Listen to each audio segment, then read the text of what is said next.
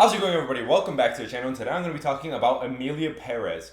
I recently watched the movie, actually last night I watched it, and I just gotta say, this is a movie that, yes, go into it however you want, but you have to have some massive expectations for.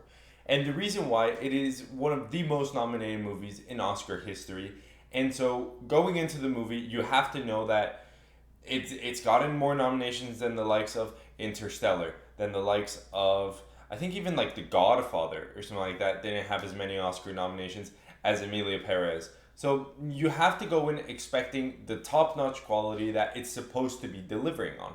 It won quite a few Golden Globes, and you just kind of have to you have to hold it to a higher standard, especially being on the category being Oscar nominated. That's a huge deal. As we've seen, Oscars have become a bit more of a popularity contest, and I think that Emilia Perez makes that very abundantly clear.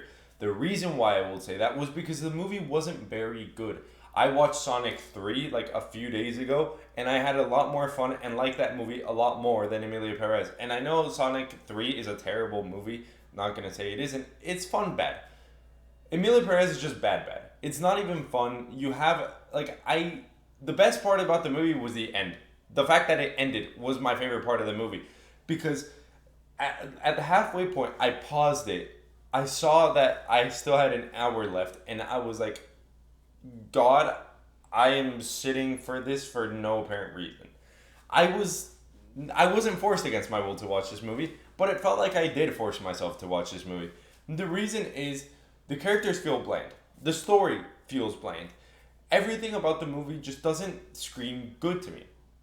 One of the main critiques I will have for this movie, and the biggest one, is that it is a musical. But it is a bad musical. It is a bad musical. The actors do not sing particularly well in their roles. I think that most of these singing parts are more like conversations that they're trying to rhyme and sing and do with, and it's just so stupid. You don't need to do that. You don't need to have these parts where you're singing, doing, and just dancing. It's so stupid, and it takes away from the movie. This is something that I've always critiqued when it comes to musicals. But when the music is good, you can respect it.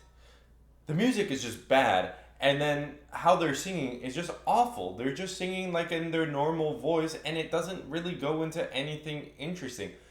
This is something that I dislike about musicals, because I usually feel like it takes away from the story, the fact that they're trying to put in these musical cues. And in this movie, I definitely feel like they did that. It took away from the movie 100%. And let's just be completely fair. The music is awful. They're singing about sex change surgery, and this is one that I saw on a lot of clips before watching the movie, and my jaw was dropped because I could not believe that they actually made a song this fucking awful. She goes to Bangkok. Rita, the Zoe Saldana's character, goes to Bangkok, and they're discussing sex change surgery through song, and it is the worst minute and a half, 2 minutes of cinema history. I will stand on that ground. It is awful, and this movie just has a lot of moments like that. The characters I did not like. I did not like Emilia Perez. I feel like maybe once they changed gender or sex, it got they got better as a person. But that doesn't take away the whole fact that you had a terrible history before, and you made millions of dollars of blood money, and you're still using it. Maybe now you're using it for better reasons, but you're still using it, and then you still use it to go threaten your ex-wife's new fiance. You use it to threaten him, and then you get sorry about the spoilers there, but yeah, no, the movie itself is just the characters are unlikable. I didn't find it to be that interesting of a movie, and I definitely think it's overhyped. But that's what the Oscars have become. They've become a bit more to a popularity contest, where I think that that's just wrong. A lot of people shame on sports for having that type of, okay, we're going to give MVP to the quarterbacks because they're the most popular. We're going to give the Ballon d'Or to the most popular because that's just what people want to see. And the Oscars have are definitely guilty of doing that to the extent to where now we have what is supposed to be one of the best movies of all time because of the amount of nominations that it got. Even if it doesn't win all of them, it is still one of the most nominated movies of all time. So it having that already has some high standards, and it just doesn't achieve on anything, and it is a bad movie. It is just left bland and bad. I would not recommend this movie to anyone. I think that it definitely just doesn't have any sustenance to hold it up and be a good enough movie. It is extremely boring. I think it's 2 hours and a half. It's an extremely boring 2 hours and a half that you could use watching a different movie. The Brutalist was way longer, but I enjoyed that story a lot more than I enjoyed Emilia Perez's story. I enjoyed those characters and those actors a lot more than I enjoyed the ones in Emilia Perez. Yeah, they had big names, always Zaldana, Selena Gomez, etc. But having a better cast, well, yeah, you can say better or not, but like a more recognizable cast, it just makes the movie fall even flatter. Thinking, okay, Zoe Saldana has been in Avatar. She was Gamora. She's done these incredible things in her career, and Emilia Perez is one of them, and she's getting nominated for it, and will likely win it because, like I said, popularity contest. So I find this movie to be extremely disappointing, and I would not recommend it to anyone. But hey, I'm not even gonna say go watch it. It's not a good movie. It's definitely not my taste. I already don't like musicals, and I've talked about this before, and I'm already dreading watching Wicked.